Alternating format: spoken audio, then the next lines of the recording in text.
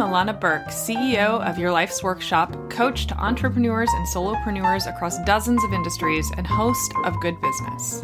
With nearly 20 years' experience helping hundreds of clients create profitable, ethically driven, and sustainable businesses based on their life's work, I'm here to teach you how to do great work, make great money, and make a positive impact without feeling like you need a shower afterwards.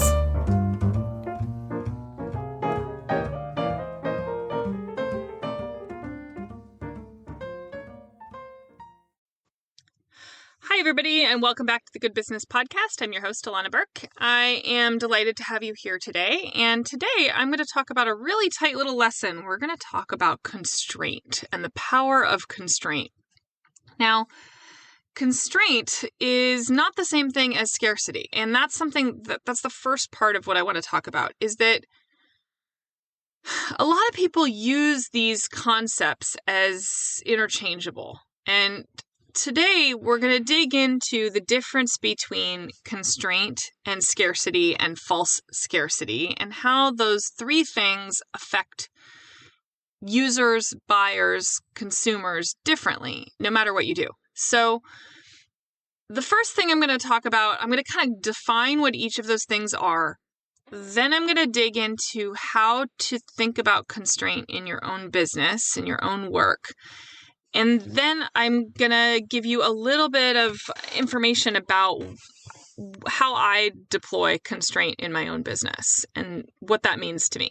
First, we're going to define these three ideas: constraint, scarcity, and false scarcity, and what they are and what they're not, because they get tossed around, especially in kind of ethical circles, a lot of like what these things are, and they start to kind of lose meaning. So first of all, for this context, when we talk about constraint, we're actually talking about like putting limits on your reach, putting limits on your ability to grow, putting limits on your scalability, putting limits on your creativity as a way of tightening the edges and making things more integral, more creatively deep, a deeper well, one could say, right? That's the way that I generally deploy constraints. So we'll talk a little bit more about that in a bit, but that's the baseline. Now, scarcity is when you have a finite amount of something. Actual scarcity is a thing, right? If you have 4 chairs to teach 4 people a lesson, then you can only take 4 people, or you have standing room only, which is going to lower the value point, right? Now, online, it's real hard to actually create, to actually have real scarcity, because chances are good that like an infinite number of people could fit in a Zoom call. So it's harder to create scarcity. Now, scarcity creates a thing in people's brains. Now, when we think about this through the marketing lens, the reason why we hear so much about scarcity is because scarcity creates buying decisions. When people know there's only one of something left, they immediately want it more. When it's the last piece of pizza, even though you're full, you really kind of want that last piece of pizza. We are humans who feel like there's a survival element to this, right? Where if it's the last of something or there's very few of something, our survival instinct kicks in, where I must gather that thing in order to survive whatever's next. Our brains, however, this is a lizard brain response, which is why marketers love it so much, because it short circuits higher reasoning. Because when you actually deploy higher reasoning, your body's like, actually, dude, you're full. You don't need that piece of pizza. Or, hey, your marketing is fine. You probably don't need to spend $2,000 on that marketing course that they said is, time is running out and there's only 4 spots left. That's false scarcity. So we're kind of talking about both of these things simultaneously a little bit here. But real scarcity is where there's like a legitimate constraint put on something that is for a reason that you can articulate. Meaning, let's say you're going to do an online course for something, but it comes with a handmade art piece or a box of cool objects that are going to enhance the learning experience in some way, that are going to be mailed to people's houses, and you only have 10 of them. There's real constraint there. You cannot take any more than 10. There's real scarcity there. You've constrained the experience because you can see from a leadership perspective that having only 10 people is going to deepen people's connection with the work itself. You can see that having more than that would actually dilute people's ability to connect with one another, right? That's how you've designed something that the constraint creates scarcity. So that's real legitimate scarcity. And then going into the marketing path of like how you develop all of your content, then you can make decisions around that based on the realities instead of something false that's designed to trigger a buying decision. If you're looking at it to trigger a buying decision, then you're putting the emphasis in the wrong place, just inherently. You're doing it wrong if you're trying to just get people to buy. The idea is create something that has value to the right people. Now, that's a lot harder. False scarcity is a lot easier. Now, let's talk about what false scarcity is. False scarcity is things like, we only have 12 copies of a digital product. I mean, fucking come on, seriously? Like, you really expect people to believe that? Well, they might not believe it, but it's still going to activate them anyway. And you're not immune. I don't care who you are. I don't care how rebellious you are. I don't care how critical you are. We are absolutely animals underneath it all. I am just as guilty as anybody else. I have fallen into marketing funnels and have found myself thinking, maybe I do need that thing. Watching some video of some dumb bro marketer selling something that I absolutely do not need and will have absolutely no value to me whatsoever. But there are psychological triggers that they are pulling on that you are not physiologically capable of rejecting outright. Your brain will react to what's being said, even if you're trying to be skeptical.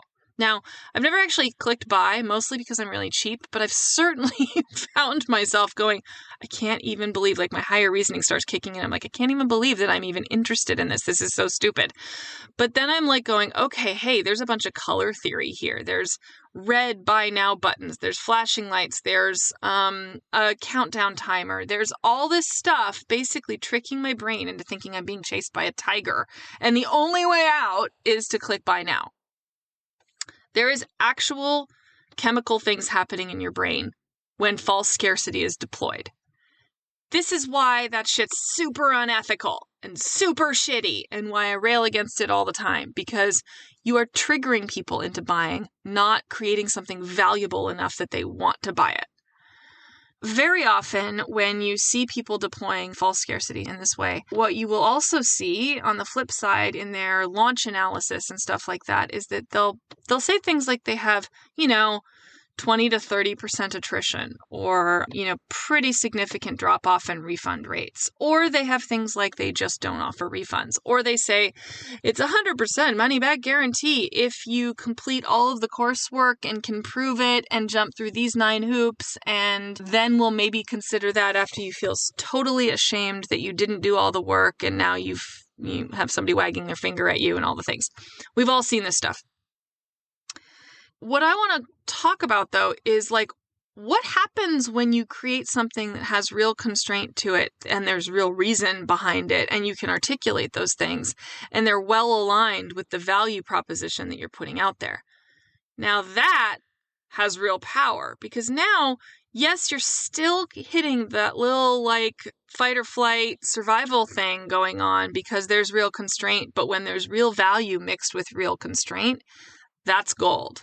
That's viral content. That's content that sings. Now, it's harder to do, though.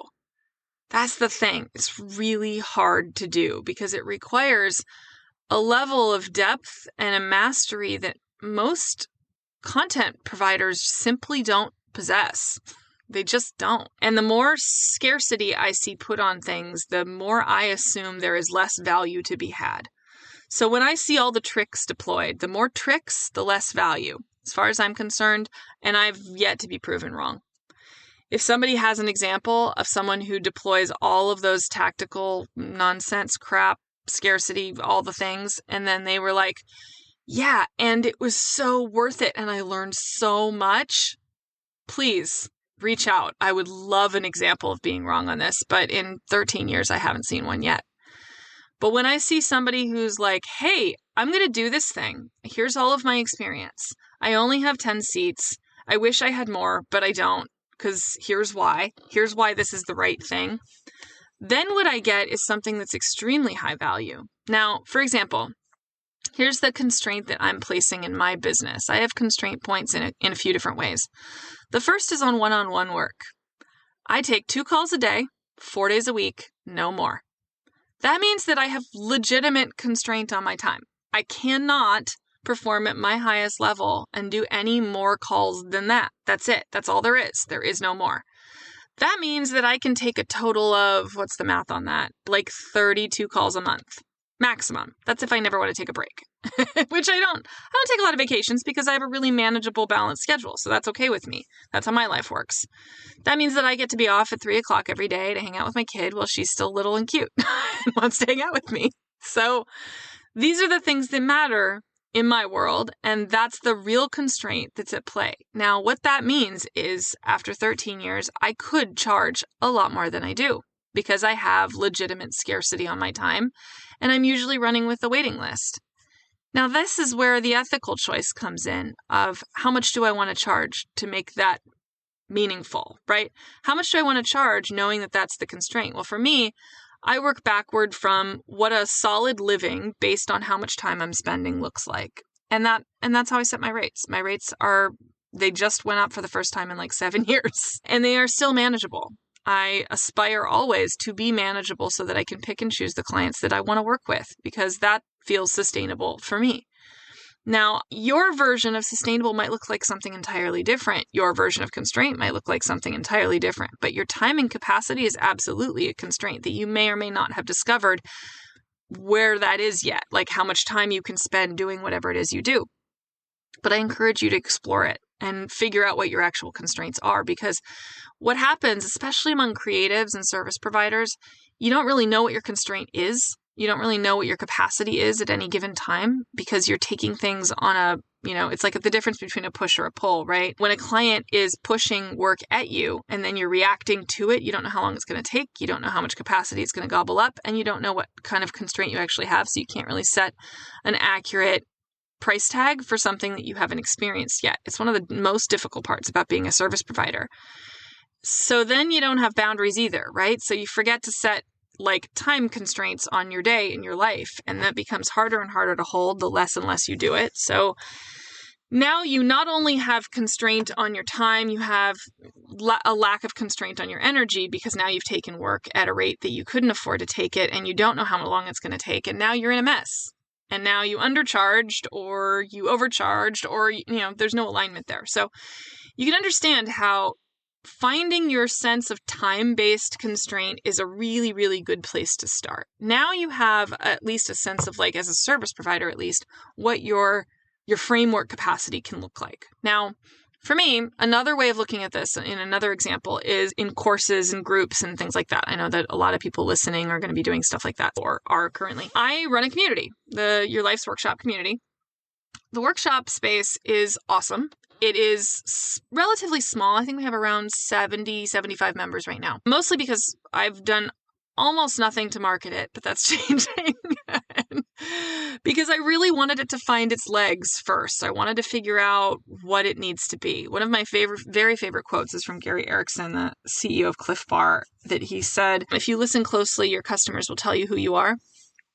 It's something that I've had up on my wall in my office for ever. So I take my time with things. When I launched the community, we're about 6 months in, and now I'm starting to understand what they need. Well, what that means to me is that I've put a cap on it. My constraint is that the community will never increase past 250 people.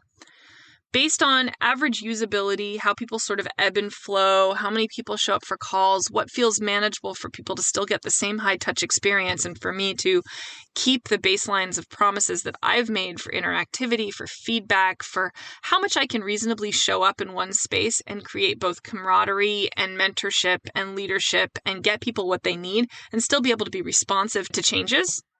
250 seems like a good cap. That feels like a manageable amount of people that I can't go over.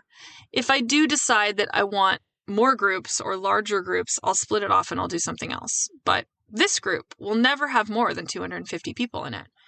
So if you want to be one of them, consider that, because it's a cap. I'm publishing it. I'm saying it publicly. It's something I've told everyone there, which made them feel really valued. And that matters, right? Showing that my people that I'm not going to just continue to grow, that I'm not going to just continue to solicit and market and increase numbers and numbers and numbers and numbers and numbers to make more and more and more money. That's telling them that I value their experience more than I value making more and more and more money. Now, I may never get to 250 people. that might be like, it's not really a goal. It's a cap. Like, I might not get there, and I'm okay with that too.